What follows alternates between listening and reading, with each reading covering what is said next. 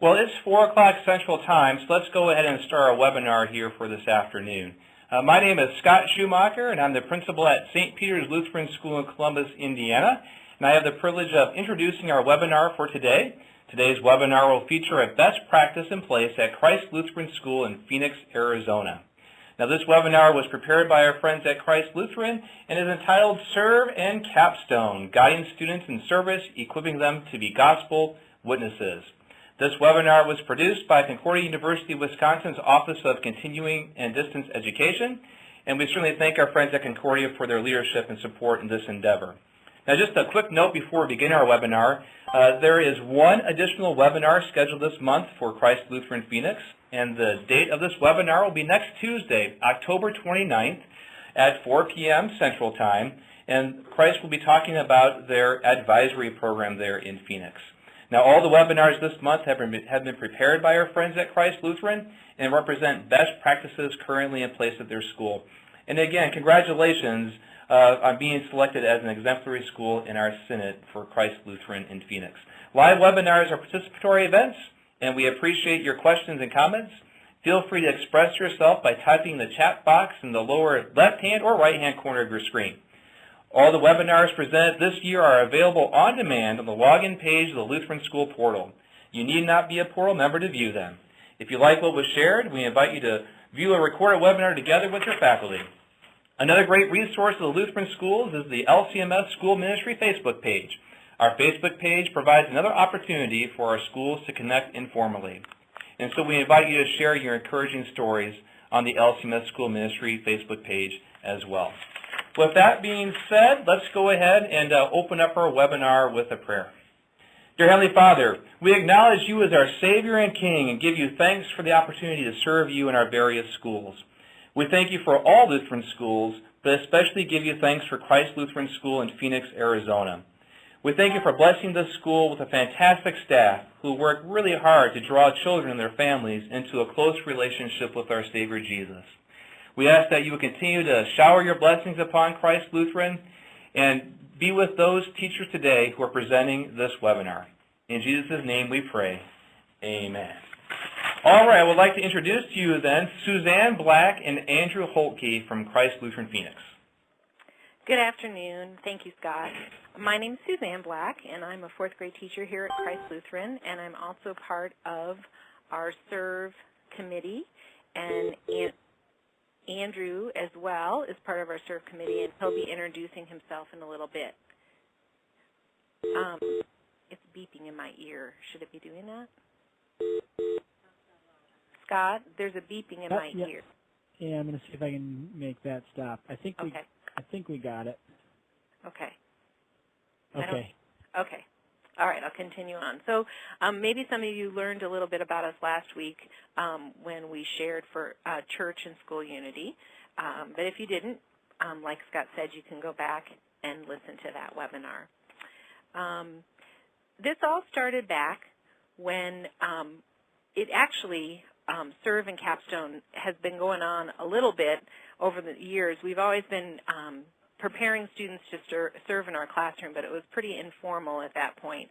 And so a number of years ago, we had a strategic planning event, and we had parents there, we had board members, church members, students, and teachers. And from that, we found that a lot of parents and board members, teachers, and students were interested in how we could serve in our own community.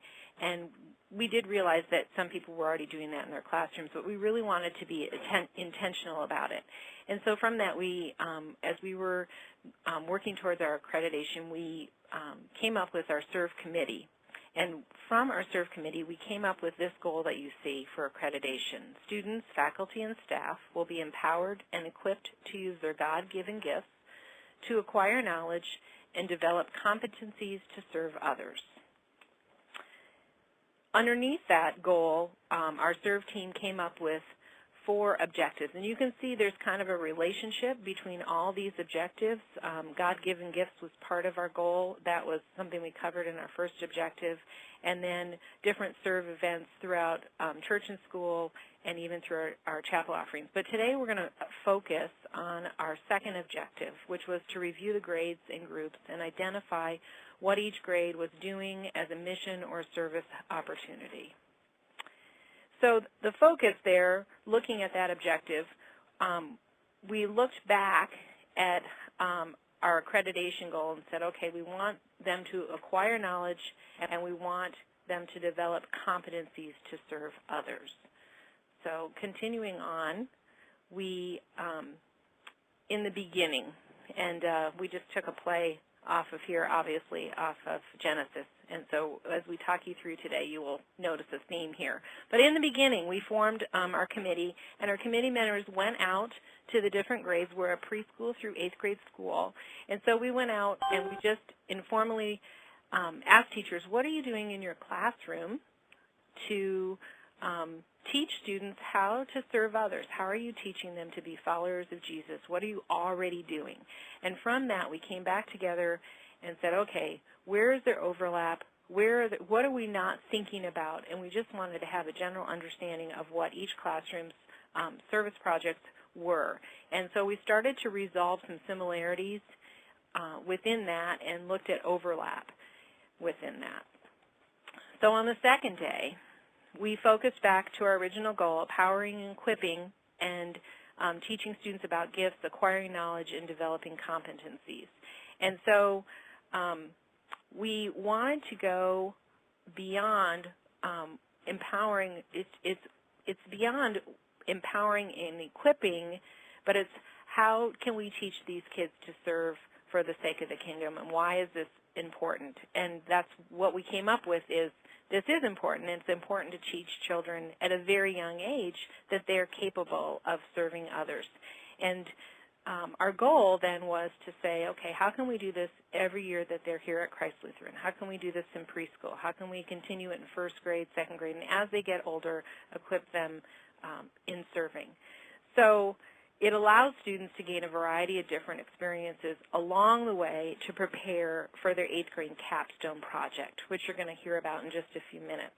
And so you see here different grade levels and categories.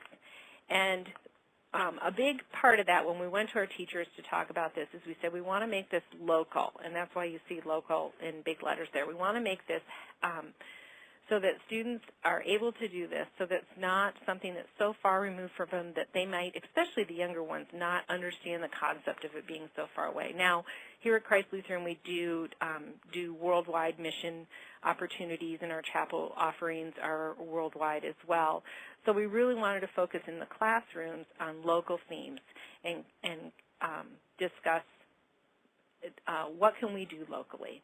And one of the other things that we talked about with our teachers were how to just make it so that not only are they doing it locally, but they're only doing maybe one collection a year. They're not doing, it's not just collecting stuff every month, because that's not really teaching the students how to serve. And so we said, within your theme, within your category, can you do things that are tangible to the kids, that help them serve others, but that it's not just collecting. And we also asked the teachers how to integrate it into their curriculum. So as you can see here, there's a bunch of different themes. Sunshine Service, to give you an idea, that's a very young grade. And so we really, with that grade, thought, how can we incorporate this? So they run on the cute factor. Preschoolers are all cute. So they do, anytime they do some sort of song, performing, or anytime they make something that's kind of cute or have a picture of them taken, we share those with our ministry here at Christ Church Lutheran. So we might send a video or send a picture to a shut-in or somebody that we can just bless them with the preschools, and that's how they serve. But as they get older, serving those who serve in kindergarten, they can start doing more tangible things, and then it just keeps going down the line. So those are some very broad topics that give teachers a variety of things that they can do within their classroom. But as you can see, there's not overlap there. We're trying to give them different experiences each year that they're here. So moving on, where do we start in the classroom? So what we taught the teachers first is we said, okay, when you're thinking about planning your classroom, think of these 4 steps. Think about education, think about identification, think about implementation and reflection. So as a teacher, think about how you can teach those things in your own classroom to the students and go from there. So when we look at education, a lot of it is teacher-directed. The teachers may be introducing the topic to the kids and teaching students just what that means. So, for example, one of them was veterans, and one of them was homeless and elderly, and what do those things mean? And asking the children and coming up with a definition so that there's an understanding of who they're going to be serving. And with that, there's a lot of instruction and discussion in the class, and there might be speakers that are brought in to educate. For example, right now we're doing homeless in my 4th grade classroom, and we just had a social worker come in. But it's constantly changing also, because you might get, once you start doing your SERV project during the year, you may get an email from a parent that gives you information that says, hey, I used to work with veterans, and could I come in and speak? So it's constantly changing, even from year to year, as far as what the teacher and the students might be doing in the classroom. The second step was identification, and this can be teacher-led as well. And as you understand, from preschool to 8th grade, the older the students get, the more they get involved. So there's a lot of teacher leading in the younger grades, and there's more student involvement in identifying a need. So where is the need here in our own community? And so we start talking about that and identifying a need within the grades. The next step of implementation is student and teacher planned, and this starts with discussions and lessons, and we really try to ask the teachers to try to align it to their curriculum too, find ways that these things can be brought in right during your regular teaching day as well. And again, that's dependent on grade level, depending on the age of the students. And the last thing we looked at was reflection. We thought this was an integral part of teaching kids how to serve and to be followers and missionaries out in the world. And so we do that in all grades. It could be a discussion after a speaker or after an actual project that they do, and it could be discussions on how do you feel, how did you learn, what did you learn, how did God use you in that situation, what did you learn about your gifts or talents, or what did you learn about serving? And it could be a discussion, or it could be written activities, journals, maybe even letters back to somebody that they had served or learned from. The next slides I have to show you are really examples of what some of the different grades here are doing at Christ Lutheran. And so you notice on this slide, grade 1, you can see the education component is right there on the first slide under August, where it says discuss with children what they are thankful for, and have they ever seen children who have less than what they have. So this grade is doing children serving children. And so you see that education. And then there's some more of the first grade. And we put these in here so that if later on this is something that interests you, you would have a sort of template to start from, something to share with the people at your school. And so I added kindergarten. If you notice on the first slide of kindergarten, again, they're educating on what it means to serve others, so they're just talking about that with kindergartners. And then in October, you see that there's pastors coming in. You see that they're writing as well in that. And then there's more of kindergarten on the second slide. The next slide of kindergarten shows how they've actually aligned all of this curriculum along with it. So they went back afterwards and said, okay, here are the things that go along with what we're doing in the classroom. So they really integrated well. You see the next slide is the SERV plan for 4th grade. And again, you see education there at the beginning. There's writing components, lots of video things that we can pull in, speakers, written reflections. Even in November, you can see the written connection, or even in April, written reflection based on speakers, what have they learned from Jesus. And then in May, we even have them making a plan on how they continue to help with what they've learned this year. So what's the point? Well, the point is that all these experiences that we've given them from preschool through 7th grade provide them with opportunities to discover what it is that they like to do and what they identify, where they enjoy working. And So by offering them a variety of experiences from preschool through 7th grade, it leads to 8th grade theology, which is their capstone project. And so before Andrew comes on, he's going to talk about capstone. Are there any questions at this point? So Andrew's going to continue on, and he's going to be telling you about capstone.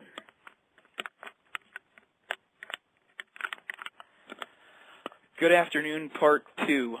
My name is Andrew Hulke. I am the 8th grade theology teacher here at Christ Lutheran, and I wanted to just talk a little bit about the capstone project, or the service learning project in 8th grade.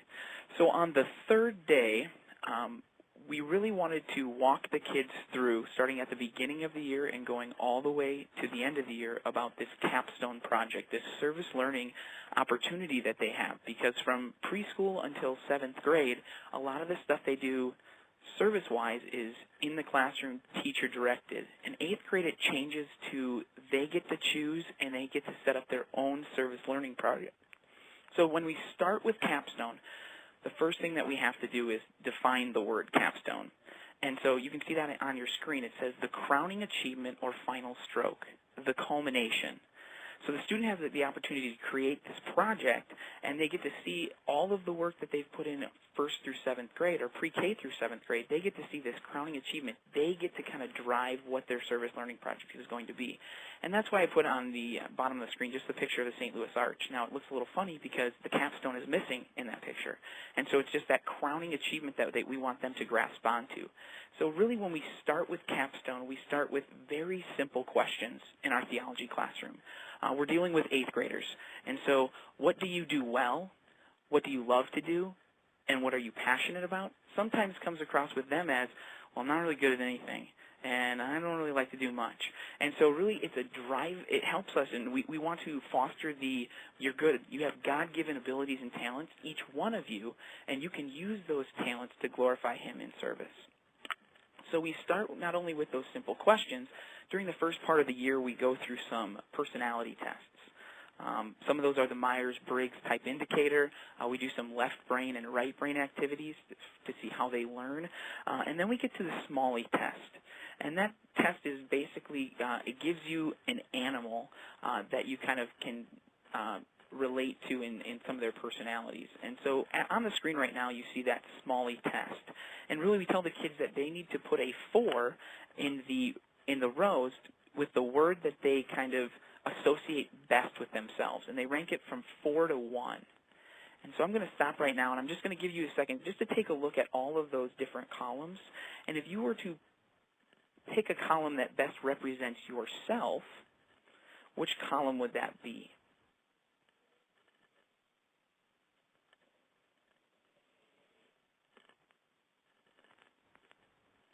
Now, each column, when you're done and you add up the totals, results in a different animal. And so there are 4 animals that you can choose from. There's the lion, there's the otter, there's the golden retriever, and there's the beaver. Now, if you fell into that first column, you're a lion. And so some of your strengths are that you're goal-oriented, you're strong, you're direct. If you fell into the otter category, you are a people person, you're open, you're positive. If you fall into the golden retriever category, you're accommodating, you're a calm, you're a very affirming person. And then finally, if you kind of fall into that last column, or the beaver column, you have very high standards, you're very organized, you're very respectful. And really, why do we do this with the kids? It's really just to start to think of themselves, think of their personalities, and maybe how to use them in service to other people in need. And so this is really just to foster or to start to get them to think about their project or how their personalities would fit a project. And so first, we give them a list of all the capstone projects that have gone well in the past. And so we kind of began to create a running list, and those students get to see that list. But these are all of the different opportunities and service projects that people have done in the past.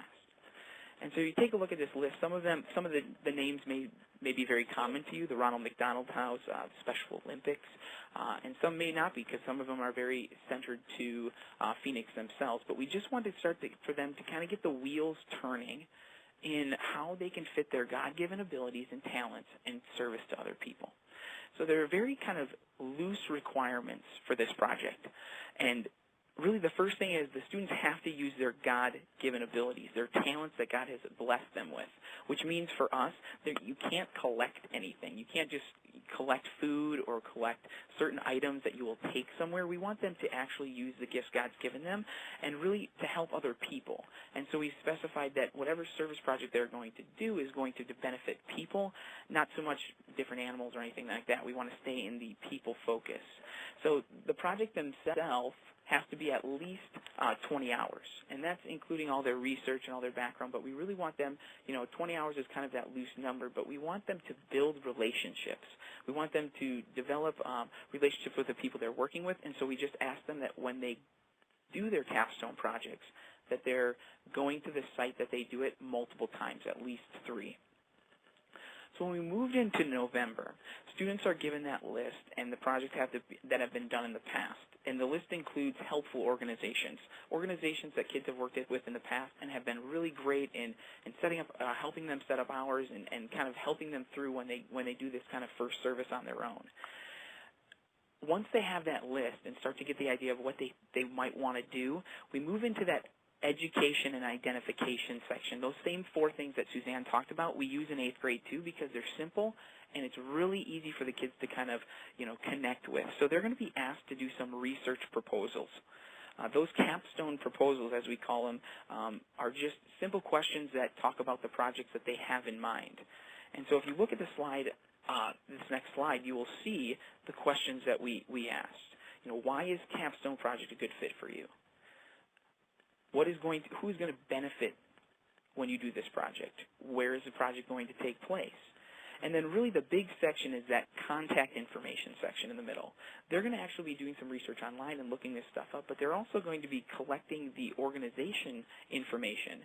Not only will they use it in the future, but I also will use it as a teacher as a way that I can contact the organizations and kind of just see how the service project is going throughout the course of the year.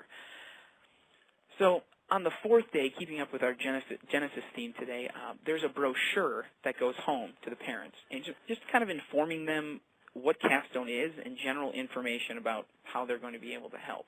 Now, we found it extremely helpful when we started this project is to keep parents as informed as possible. Parents on board makes the Capstone project go so smoothly. So if you take a look at the outer edge of the brochure, you'll kind of see some of the pictures that we've done in the past of different students working on their projects. But really it's the center inside that brochure that really kind of clues parents into, what Capstone is and their expectations and kind of what we're looking for from them as their child goes through Capstone. And the big one is, we want them alongside their student, their child, as they go through the capstone. We want them to be brainstorming ideas with them, talking out logistics with them, kind of seeing if their gifts and talents fit perfectly with the project that they've wanted to choose. But really, ultimately, we want them to help with the project. We don't want the parents to do the project for their child, because sometimes it's really easy to be like, I can make that phone call, not a big deal. But we really want to focus on the student taking that ownership of their project, which really, once the student takes ownership of the project, it takes off and it kind of takes on a life of its own. And so that's just kind of an informational for the parents, just to kind of ask their questions. I can answer them early on, and then so when they're actually implementing their projects, it's a very smooth operation. So in January of this, or kind of the first month of the second semester, they're going to be working on a presentation.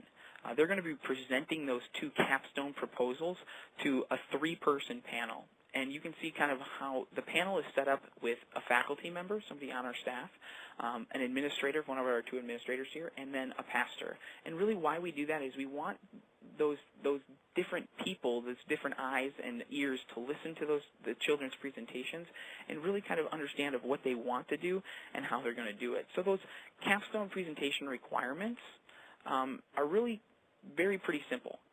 The presentation is going to be about 3 to 5 minutes long. They're going to present both of those capstone proposals.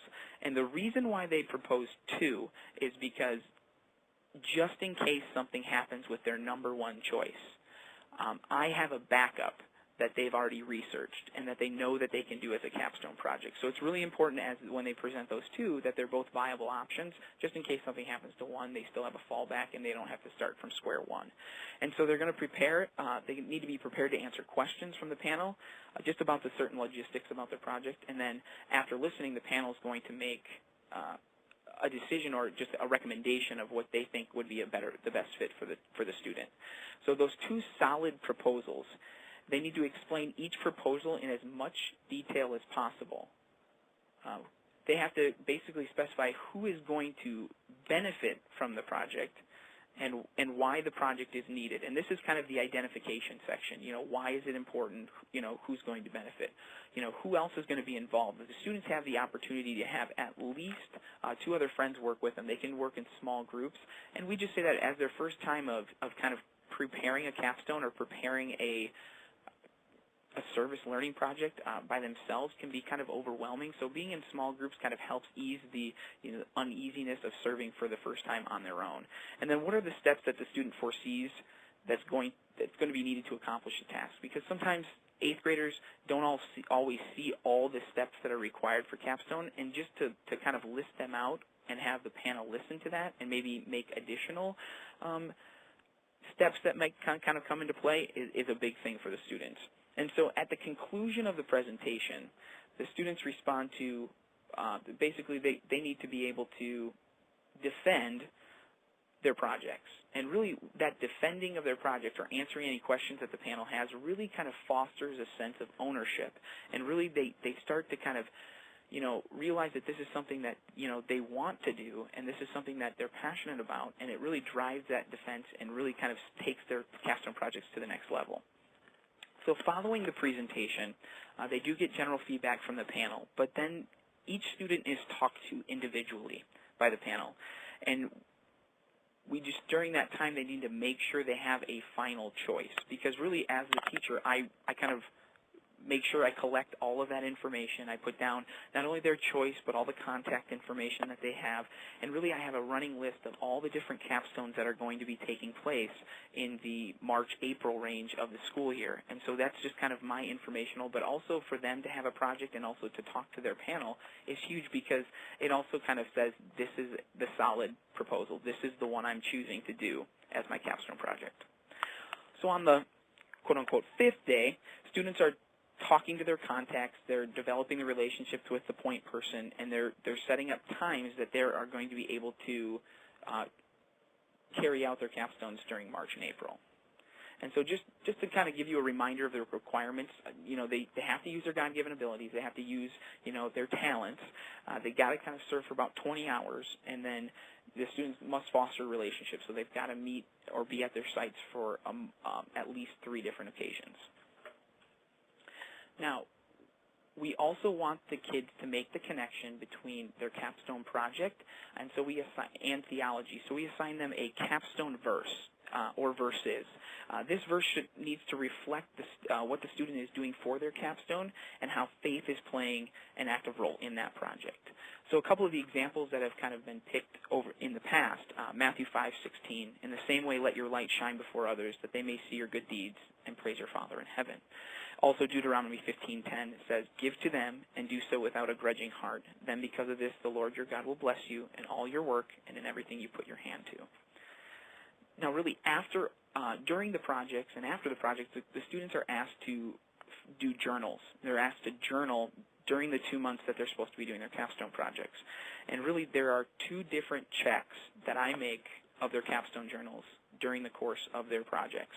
Really, the first one is at the end of March, and the second one's at the end of April. So they do 1 journal entry a week, just explaining what they've done with their capstone project and, some of the different things that have taken place and different events that have gone on while they were serving. And the big thing for me is to check at the end of March to see that, some of the students have already gone 3, 4, 5 different times, but you also have a few of those students who said, I'm really thinking about my capstone project. I haven't done anything yet, but I'm really excited to get started. And it's my way as the teacher to, kind of give them the little nudge that they need to get started with those projects and not have it come all the way to the end of April where they haven't done a capstone and they have nothing to show for all the hard work or all the work that they should have put in at that time. So these different checks that I have are just a way for me to make sure and keep tabs on them, because the capstone project is very ebb and flow, and it's very kind of flexible with the projects that they choose, and so it's just my way of being able to kind of continue to kind of see that they're doing what they need to do.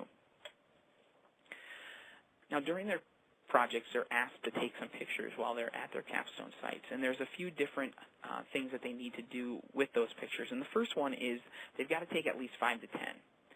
Now, one of those pictures, one of those 10, must be of the location that they chose for their capstone. One of them must be of the entire group, either doing the capstone or at the capstone site. And then the final remaining pictures, those 8, need to just capture the essence of their project. So what are they doing, and you know, just kind of, you know, just the different aspects of the project as a whole. And so as you look at this first slide, you'll see a variety of different pictures. These are just pictures of the sites that some of our students have done their capstone projects. The second set of pictures is kind of the groups doing their projects or at the sites of their projects, whether it be Special Olympics or the Duck program here in the inner city of Phoenix, but just them at their site doing their projects. And then finally, we have the capture the essence of their projects, and just pictures of them really in action, doing those capstone projects and just using their God-given talents to serve and help others in need. So really, at the end of this whole experience, my big thing is that they see it as this great experience that they've had, and they get the opportunity to reflect on all the things that they've done.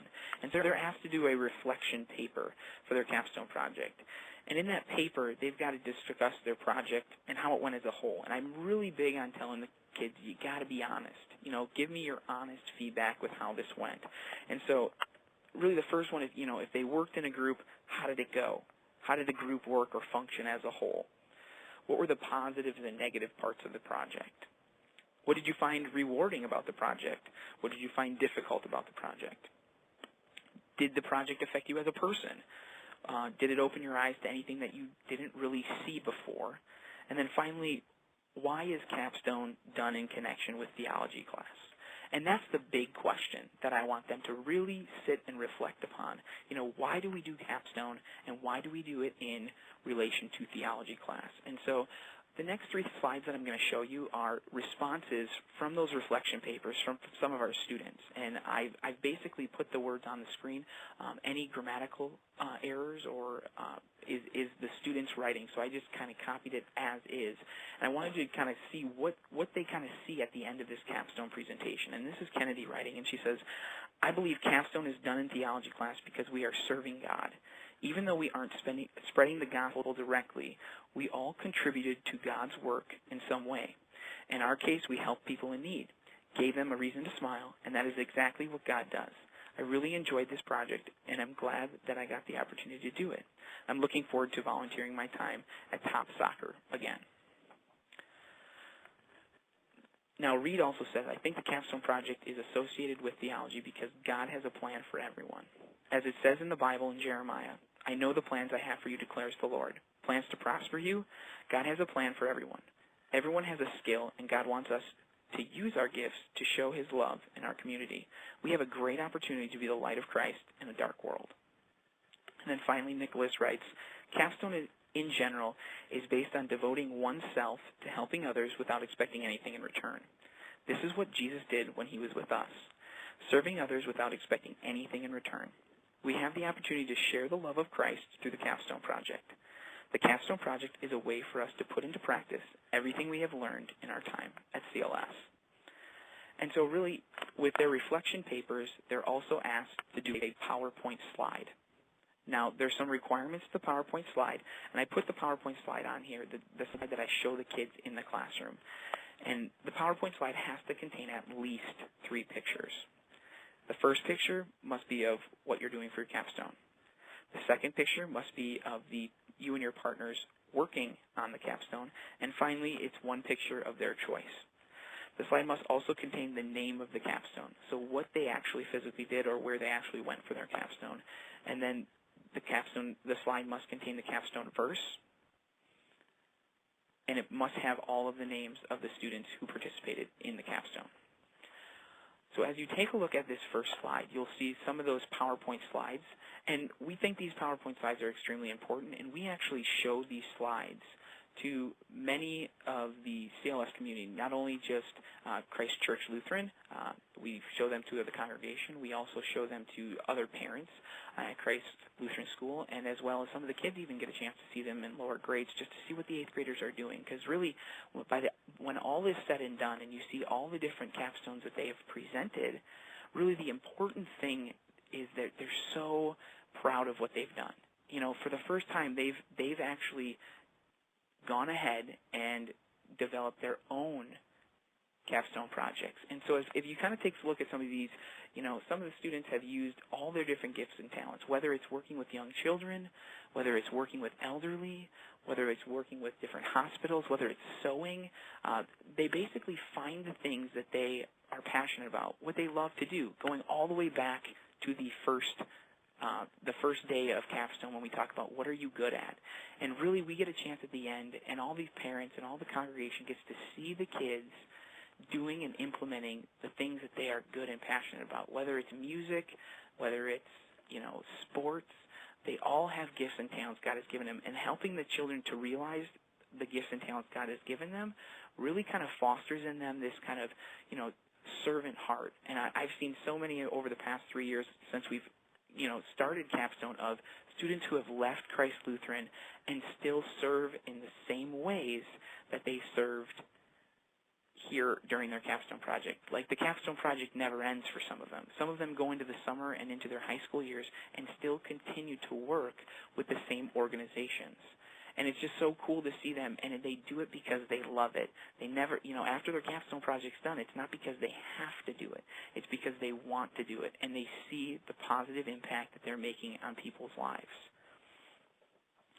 And so really, I mean, when all is said and done, the capstone project is very flexible, and it's one of those projects that is challenging as a teacher, because it's challenging to kind of keep straight what every child is doing. But it's really important that we give them the opportunity to show what they've learned through all the different service projects in the lower grades, and giving them the opportunity to use their creativity and to use those God-given gifts to glorify Him. And they do that each and every day, and they do such a phenomenal job when all is said and done. And just the amount of, you know, awe that the parents have and the congregation of what these 8th graders are able to accomplish, and the impact that they're able to make in other people's lives is just absolutely incredible.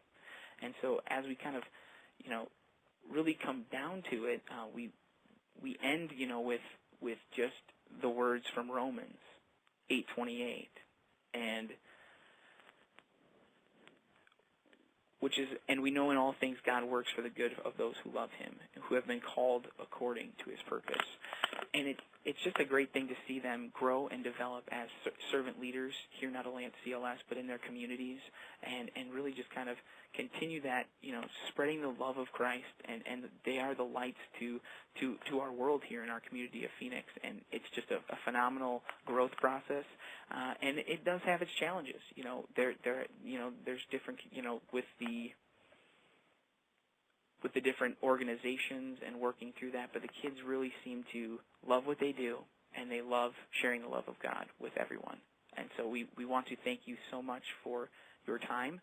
We want to thank you for tuning into the webinar. Are there any questions on Capstone, or just how we go about doing things?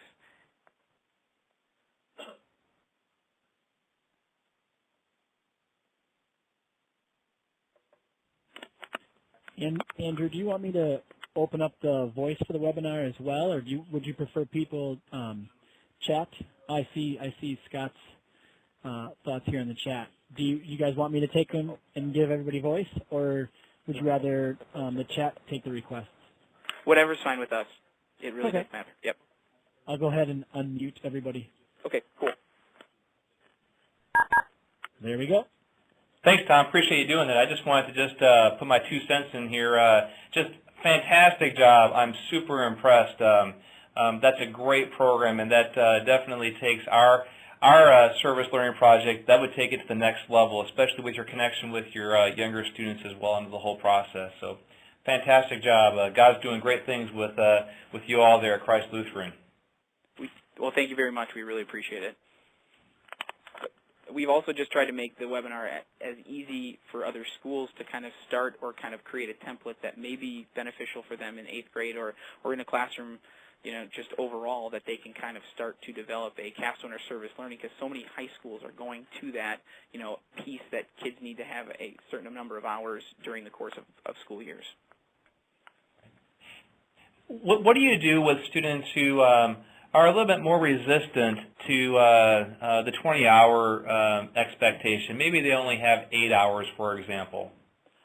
The big thing is, we preach it that they get the requirements right off the bat, and I know some of them kind of try to do the lowest common denominator, where they're trying to get just the amount of hours. But we try to communicate or foster that it's not the number of hours that's important. It's who they're working with and the impact that they're making. And so really, when it all is said and done, we kind of count those 20 hours with their research proposals, but really getting them to go 2 or 3 times, even for 3 hours or 2 or 3 hours. By the time they get all said and done, the 20 hours is really not hard to reach.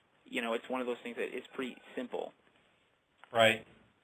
And then how often do you follow up with the students throughout the year? I mean, one day a week during theology class, or once a month, or? When we get into January and after the panel, it's really where I start to really kind of talk to them or see where they're at once a week, pretty much, just how it's going. And they come up with in their groups or just by themselves, and they tell me, what they've been up to, have they made contact with their contact person. But really, it's my job to stay kind of on top of it and oversee everything, just to make sure everything's running smoothly and that nobody's kind of, well, I don't really have a project and nobody's going to talk to me and I won't have to do it, where it's really important that I kind of, nudge them all in the same direction, where they're on the same line and moving in the same direction at the same time. Thank you. Yep.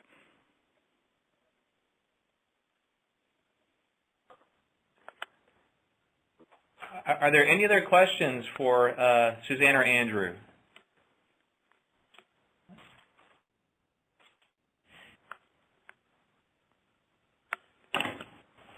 Well, if there are no other questions, then just would like to again extend a huge thank you to Suzanne and Andrew for presenting this webinar. Did a fantastic job, and then also want to thank Tom from Concordia University of Wisconsin for all his work to help produce this webinar as well. Again, pray God's blessings upon all of you and your ministries, and hey, have a fantastic rest of the day today. Thanks, God. Nice job, guys. Hey, thanks. Thanks, Tom, for your help. Appreciate it. Happy to be here. Yep.